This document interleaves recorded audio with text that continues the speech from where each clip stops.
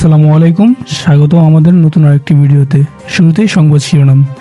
Israel সব red line অতিক্রম করে ফেলেছে, বললেন বিপ্লবী ছাত্র পরিষদ। এখন শুনবেন বিস্তারিত। গাজায় ফিলিস্তিনিদের ওপর পরিচালিত জাতিগত নিধন অভিযান সব রেড লাইন অতিক্রম করে ফেলেছে বলে সতর্ক করেছেন বিপ্লবী ছাত্র পরিষদ। সংগঠনটি বলেছেন, গাজাকে পুরোপুরি গুঁড়িয়ে দেওয়া হয়েছে, ঘরবাড়ি, রাস্তাঘাট সব কিছু মুছে ফেলা হয়েছে। এখন বোমার আঘাতে শূন্যে ফিলিস্তিনি শিশুদের লাশ উঠছে, তারপরও ইসরায়েলের আগ্রাসন বন্ধ হচ্ছে না।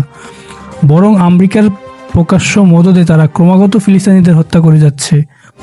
সোমবার ঢাকা বিশ্ববিদ্যালয়ের রাজু ভাস্করে আয়োজিত এক বিক্ষোভ সমাবেশ থেকে এসব কথা বলা হয়। গাজায় আমেরিকার প্রকাশ্য মদদে ইসরায়েলের পরিচালিত গণহত্যা বন্ধের দাবিতে বিশ্বজুড়ে ধর্মঘট পালনের অংশ হিসাবে আজ সারা দেশে ঢাকা ধর্মঘট পালন উপলক্ষে এই বিক্ষোভ আয়োজন করেন বিপ্লবী ছাত্র পরিষদ। ধন্যবাদ সবাইকে।